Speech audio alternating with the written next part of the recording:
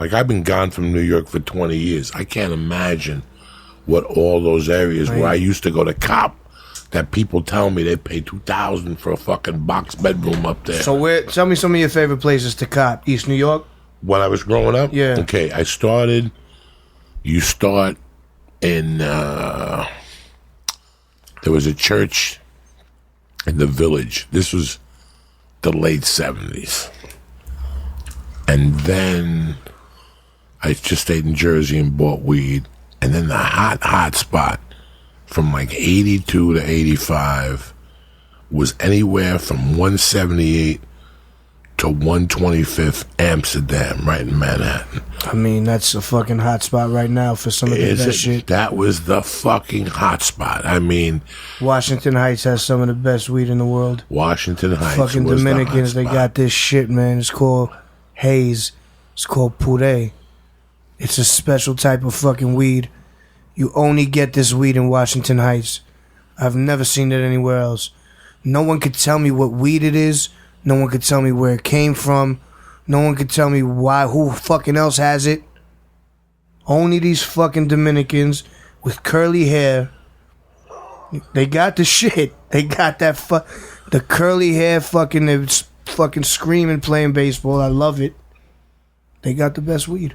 And then Webster Avenue in the Bronx. That's a pretty fucking heavy duty place. And Jerome Avenue in the Bronx. Oh, yeah. Became, so to counterpart each other. Now I'm talking about 1990 to counterpart each other. Webster, or one of those streets, I may be wrong, but one of them said, fuck it. If you come to our spots on Wednesday, if you buy a bag, we'll give you a joint. And that got out. So fucking white kids, 4 in every car, coming over from all 5 fucking rich boroughs to buy weed, because bro, those are the hot spots to buy weed. That's a big deal. That's a big deal. The special is a big deal. The special, you know. When I left New York, there was 2 types of weed. There was green weed, and there was Buddha. That's it. And then some spots mixed them, and they called it the Master Mix.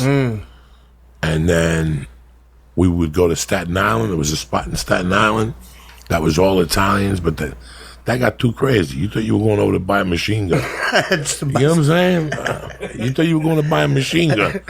Sit over there, park over there. We'll be right over. What the fuck is this shit? For a fucking bag of weed.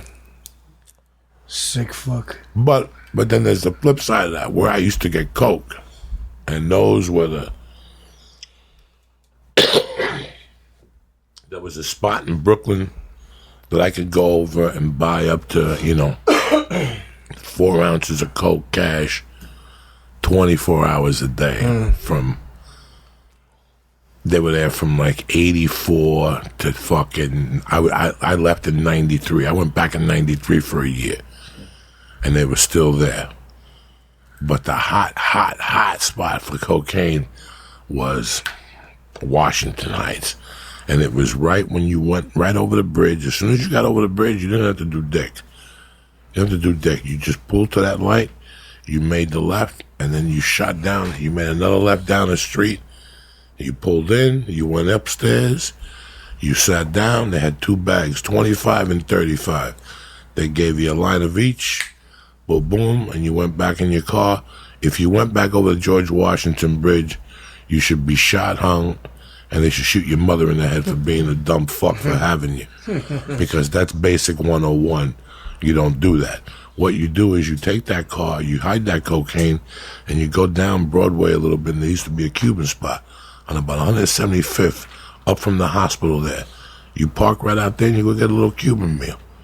You eat the Cuban food, you get on the West Side Highway, you shoot down, you go across the Lincoln Tunnel, and nobody says 2 words to you, and you got a fucking meal. All right, you don't have $10 for the Cuban meal. Stop and get a hot dog, but still take the Lincoln Tunnel. You know what I'm saying? It's one of the most underrated things is the fucking meal after the drug copping. Nobody understands it. That's the whole part of the fucking thing. It's a process, man. That's the whole thing. It's the joy. It's the victory. Even if you go buy a bag of heroin, let's say you're a heroin type of dude, because I had a brother that was a heroin type of dude. He'd go into those neighborhoods, but he went with the intention of eating something. That would fuel the heroin high. So he would go, skin pop it, make sure it was good. He'd go into his favorite fucking Greek restaurant, get 22 Malacca sandwiches, and right in the bathroom, blast off. He even fucking told me he wanted to get, like, write a book about, listen to this. This is in the 80s. This motherfucker told me this.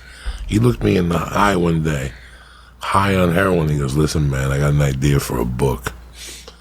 I go, what is it? He goes, what if I wrote a book about all the best diners where you could shoot heroin and nobody will bother you?